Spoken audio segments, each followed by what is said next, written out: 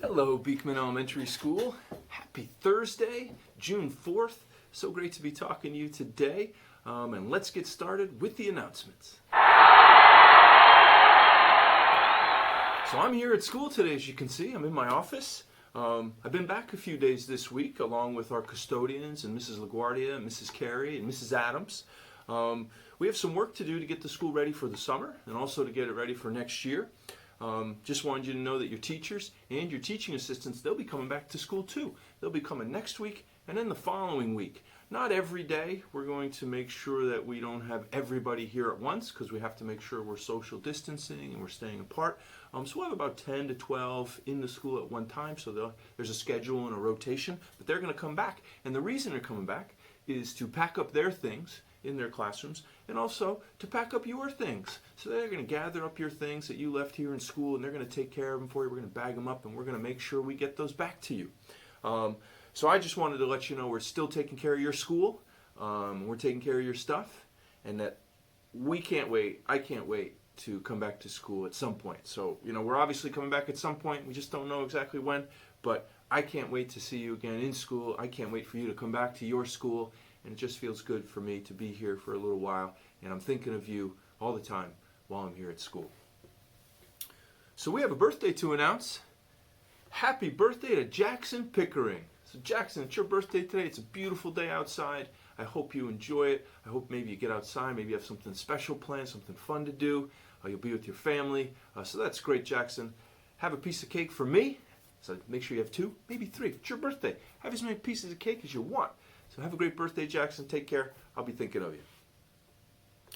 So what I'd like to do today, instead of the thought of the day, is I'd like to read you a book.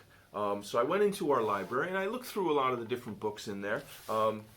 And I found this book that I really liked called Back of the Bus. It's by Aaron Reynolds and it's illustrated by Floyd Cooper. So I'm going to get up right now, I'm going to pause the video, and I'm going to read to you the book Back of the Bus. Okay, everybody, so here we go. This is called Back of the Bus, and like I said before, it's by Aaron Reynolds and illustrated by Floyd Cooper. So this book takes place in Montgomery, Alabama on December 1st, 1955. And that's a long time ago.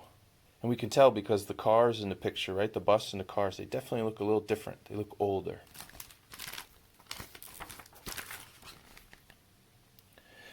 Winter's here in Montgomery, but I got the window down and a warm breeze blowing in as Mama and me huff down Cleveland Avenue on the big old bus. We're sitting right where we're supposed to, way in the back.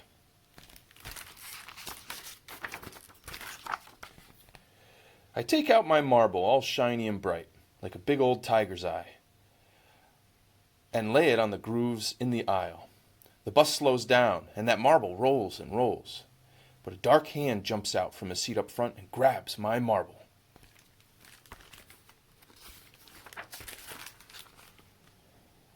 But it's just Mrs. Parks from the tailor shop. She looks back smiling, flings a wink at me, and sets that marble back in its groove.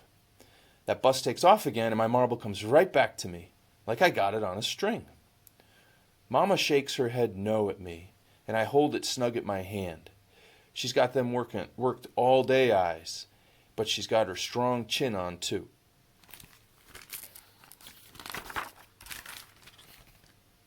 The bus slams to a stop, doors slinging open and people piling on, all crammed in like lima beans.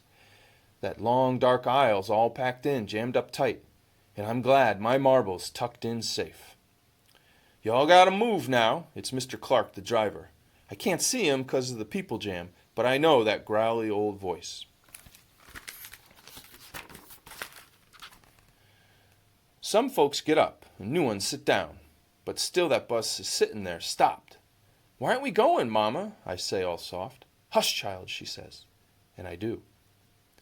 Somebody's talking back, but I can't hear the words. Just Mr. Blake, the driver, saying, I'm going to call the police now.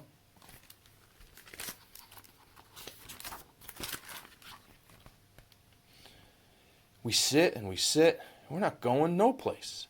Nothing to do but sweat. So I roll my marble on that sticky old seat and catch it before it goes down the crack. But Mama says, "Put it away." I hear Mama's crinkled up something's wrong voice, and I hunker that brown tiger's eye down deep in my pocket like it's hiding.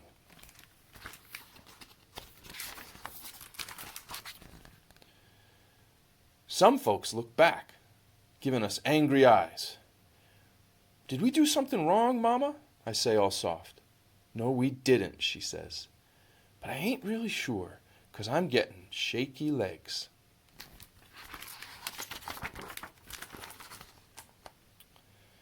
Some folks are doing mean, scratchy whispers at somebody sitting up front.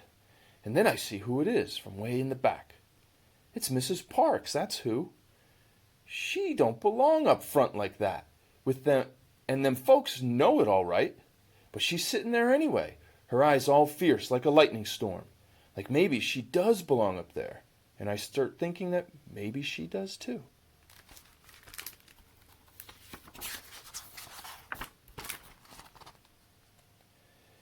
"15 whole minutes we sit there on the bus, but it feels like a bunch more. And that breeze is long gone, and I want a drink real bad. But then the policeman comes. He walks right on my bus, and I'm all shaky inside now. Them lima bean people spread aside, and he stops at that way up front seat.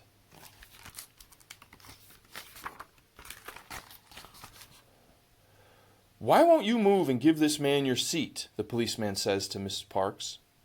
But she doesn't move. She's just sitting in the seat.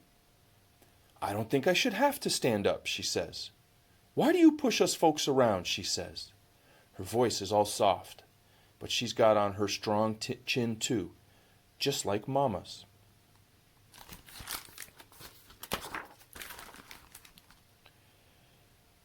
That policeman clicks them metal things on her hands, quick and loud, like the screen door slamming, and off the bus they go.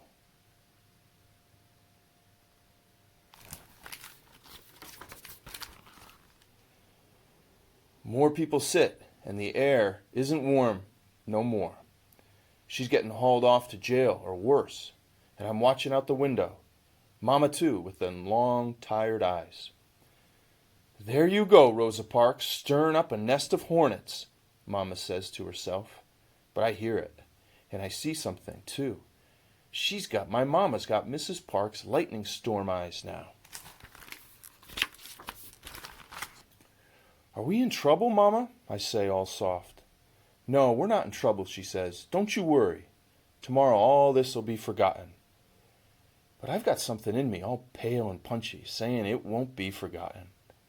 I don't know why, but instead of feeling all shaky, I feel a little strong, like Mama's chin.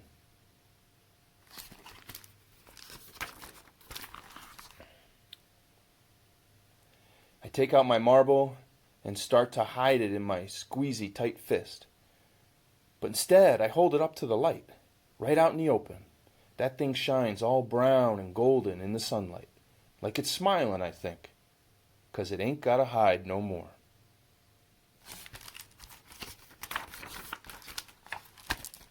The end. And that's The Back of the Bus by Aaron Reynolds. All right, I hope you enjoyed that book, The Back of the Bus. I'm sure you know about Rosa Parks and her story of courage and justice. I know we've read about Rosa Parks before, and your teachers have talked to you about Rosa Parks and many other famous African Americans who fought for justice and to end racism.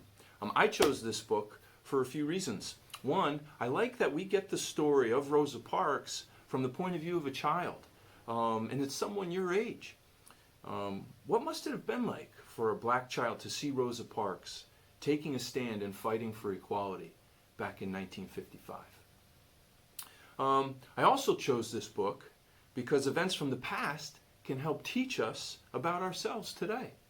How would you react if you saw injustice or racism? How would you know it was wrong? And would you tell an adult? Just like back in the time of Rosa Parks, people today are fighting for justice and to end racism. And just like Martin Luther King Jr., Jackie Robinson, and so many others, there are people today who are trying to make a difference and to change the world. When I watch the news each night, I am so proud to see black and brown and white people standing and marching together to end racism and injustice. We all have a part to play in this struggle, and each of us can make a difference. So thank you so much for joining me for the announcements. Hope you enjoyed the book. Thanks for listening to my thought for the day. And I can't wait to see you tomorrow. Tomorrow is Joke Friday, so get those jokes in. Take care, everybody. Bye.